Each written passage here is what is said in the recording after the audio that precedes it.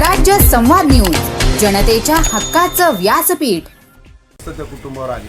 शेवटी त्या नैराश्यातून काळूराम गायकवाड यांनी स्वतःच्याच त्या खोलीमध्ये गळफास घेऊन आत्महत्या केली.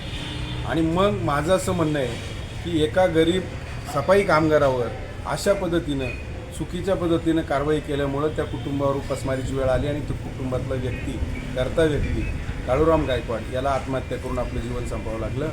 एका दलित समाजाच्या एका गरीब कुटुंब अत्यंत गरीब असलेल्या कुटुंबातील व्यक्तीला अशा पद्धतीनं तुम्ही ज्या वागणूक दिली त्या गोष्टीचा सगळं म्हणजे आजही आम्हाला प्रचंड खेद आहे. आणि त्याच्यानंतर या सगळ्या सफाई कामगारांना आम्ही अर्ज पण दिले होते. यांनी सगळे बाजार समितीकडे बघ असंघटित कामगारांना किमान वेतनाचा कायदा आहे, किमान वेतनाप्रमाणे त्यांना पगार मिळावा, बाकीच्या फॅसिलिटी त्या ठिकाणी मिळाव्यात ही मागणी आम्ही त्या ठिकाणी केली.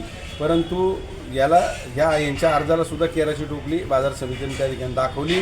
आणि मग नाईलाज असतो या सगळ्या सफाई कामगारांना घेऊन मी कामगार उपायुक्त कार्यालय वाकडेवाडी या ठिकाणी तक्रार दाखल केलेली की स्वरूपात यांची. आणि मग त्याच्यावर हिअरिंग सुरू झालं. हिअरिंग सुरू झाल्यानंतर बाजार समितीचे सचिव कॉन्ट्रॅक्टर आणि त्यांनी वकील नेमला बाजार समितीच्या पैशातनं. आता तुम्हालाही माहिती आहे जर कायदा आहे तर तुम्ही कायद्याप्रमाणे असंघटित कामगारांना किमान वेतनाप्रमाणे पगार देणं, बाकीच्या सुविधा देणं बंधनकारक होतं. मग तुम्ही जर स्वतःला एवढे विद्वान समजता तर मग कायद्याप्रमाणे तुम्ही का वागले नाही तुमच्या सभापतीपदाच्या काळात? एका बाजूला काळूराम गायकवाडच्या आत्महत्येचं प्रकरण ऐकत असताना ह्या कामगारांना सुद्धा कसा अन्याय होत होता. आता त्यांची सॅलरी स्लिप मी काळूराम गायकवाडची दाखवतो तुम्हाला. 5,000 5,500च्या पुढं 6,000च्या पुढं पगार कोणालाच नव्हता. मला सांगा या काळामध्ये गेली 5-7 वर्षापूर्वीची घटना जरी असली तरीसुद्धा महागाईच्या दृष्टीनं 5 आणि 6 5,500मध्ये पुढं नोकरी करून कुटुंब चालतं का? मग आमचं म्हणणं काय आहे, शासनाने आज संघटित कामगारांसाठी जो कायदा केलेला आहे किमान तो कायदा सगळ्यांना बंधनकारक आहे. मग तुम्ही या ठिकाणी बरं तुम्हाला कुठं खिशातून पैसे द्यायचे होते, मग हे सगळं का केलं?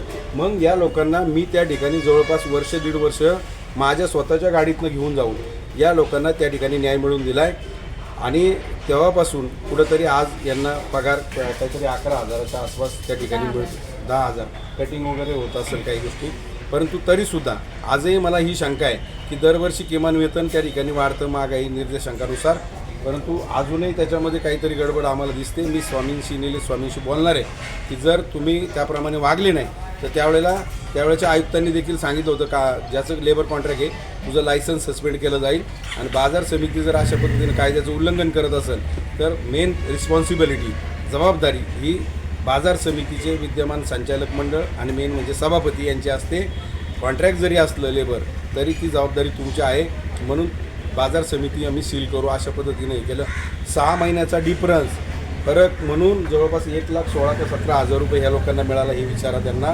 आणि तेही पैसे यांना मिळाले. आणि त्यानंतर किमान वेतनाप्रमाणे पगार देण्याचा शब्द त्या लोकांनी दिला तेव्हा या कामगारांना न्याय मिळाला. परंतु काळूराम गायकवाडच्या कुटुंबाची अवस्था आजही वाईट आहे.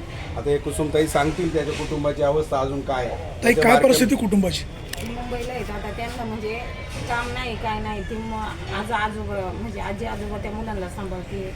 आणि त्या मुलांना म्हणजे राहायला पण म्हणजे स्वतःची रूम नाही काय नाही.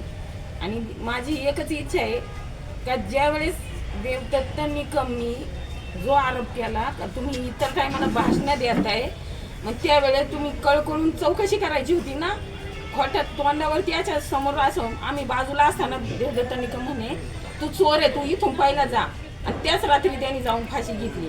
आणि त्यावेळेस मला बोलला का मी म्हणे मी मार्केटात फाशी घेणार आहे नाहीतर निकमच्या गाडीखाली आत्महत्या करणार आहे. मी म्हटलं असं काही करू नको आपण काहीतरी मार्ग काढू. तसं न करता त्यांनी 2-3 सिक्युरिटीनी त्याला मार्केटातनं हाकलून काढलं आणि त्याच रात्री त्यांनी फाशी घेतली. मग हा तुम्हाला असं तुम्ही कोणत्या याच्यावरून त्याला जज केलं का आणि का त्याला फाशी घ्यायला प्रवृत्त केलं? म्हणजे ज्या खऱ्या माणसाने चोरी केली त्याला का तुम्ही पाठीशी घातलं का? तो जे भीमाला होता म्हणून. आणि त्याच्या लेकरा भावानं आज तुम्ही वेळ आणली.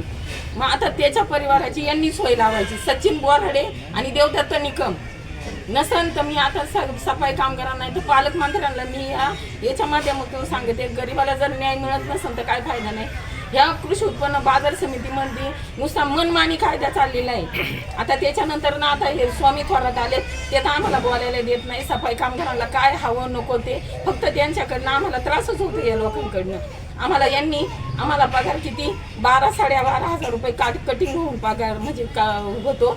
आणि त्यातून 35-35 हजाराचा माणसं आमच्यावर लक्ष ठेवायला फोटो काढून घेणार ते सभापतीला पाठवणार, मग सभापती ठरवणार. आणि नसन काही झालं का लगेच 5-10 मिनिटं उशीर झाला का आमचे दिवसभराचे कामाचे खाडे लावणार. का तर सभापतीने सांगितलं आणि सचिवनी सांगितलं. म्हणजे ही आमची उपासमारीची वेळ ह्या दोघांमुळे आलेली. एवढा गंभीर आरोप करताय की आत्महत्येस प्रवृत्त केलंय. या बाबतीत तुम्ही मनसर पोलीस स्टेशनला गुन्हा दाखल करण्यासाठी गेले होते का? हो, पेंडिंग सगळे. त्यांच्या पत्नीचे जबाब आहेत तिथं. त्यांच्या पत्नीचे जबाब आहे, त्याची मुलं पण आहेत. कारण आम्ही त्यांना आहे ना बसून म्हणजे या लोकांनी आहे ना, आम्ही 5 महिने आम्हाला या लोकांनी पगार दिला नव्हता.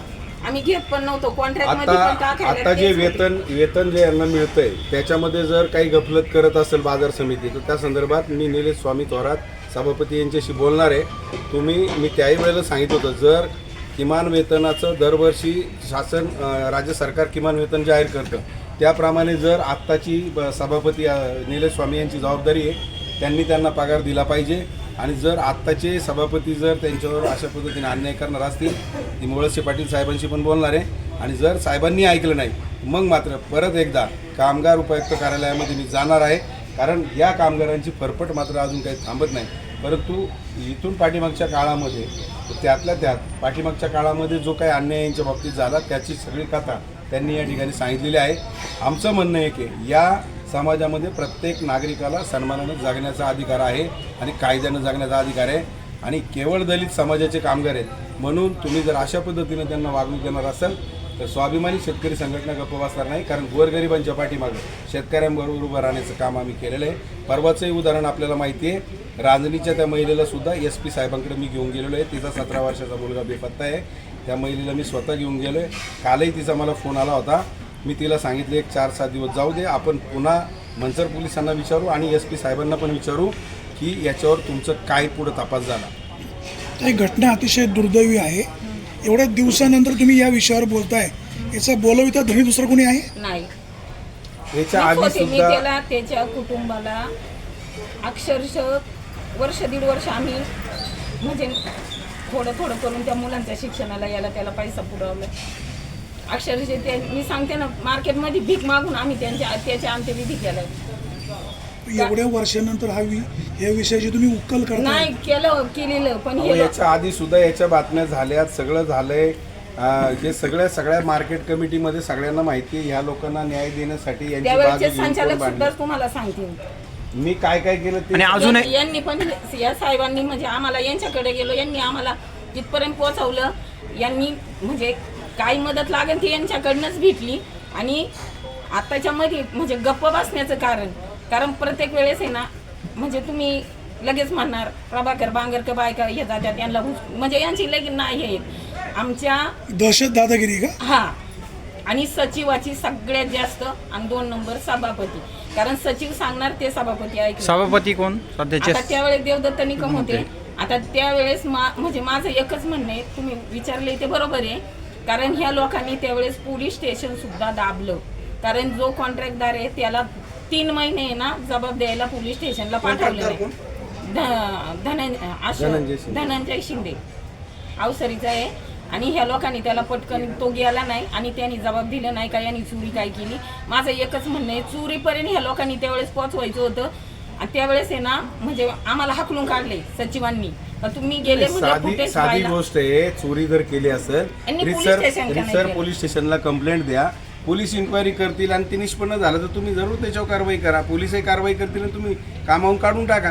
पण कुठलीही गोष्ट तशी न करता अचानक एखाद्या गोरगरीब माणसाला तुम्ही कामावून काढून टाकणं हे कितपत येते. म्हणून मागापासून जे म्हणलं जातं की चोरीचा खोटा आळ घेतला जातो, आता तेही सांगतात हेच कारण आहे. म्हणजे तुम्ही कशासाठी त्या माणसावर अन्याय केला? तुमची आता मागणी काय? माझी एकच मागणी आहे, आमचा हा त्रास थांबणे. आम्हाला किमान वेतन आणि त्याच्या आधी काळूराम कचरू गायकवाड ज्याचं म्हणजे हे तुम्ही त्याला हे केले ना, त्याला न्याय मिळाला पाहिजे.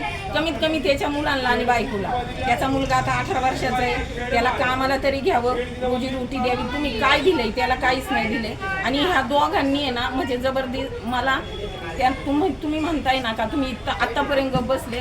मग मला ह्या का एकच आहे का यांनी आहे ना असं आम्हाला सिद्ध करून दाखवायचं काही त्यांनीच चोरी केली होती. तुम्ही फुटेज का बंद केलं? आणि चोरी ही परमनंट माणसाने केली ती. चोरी कशाची झाली मग?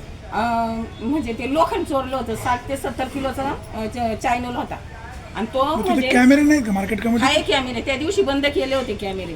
आणि जो माणूस अंगठा देत होता तो कॅमेरे कसं बंद करू शकतो? आणि उंचावरती कॅमेरा होता. याच्या अगोदर तुम्ही म्हणत होते का तुम्ही कामाला 10 मिनिटं लेट व्हायचे, त्यांना कळत होतं, कॅमेरे कसे काय बंद केले? नाही ते म्हणजे चोरीच्या टायमाला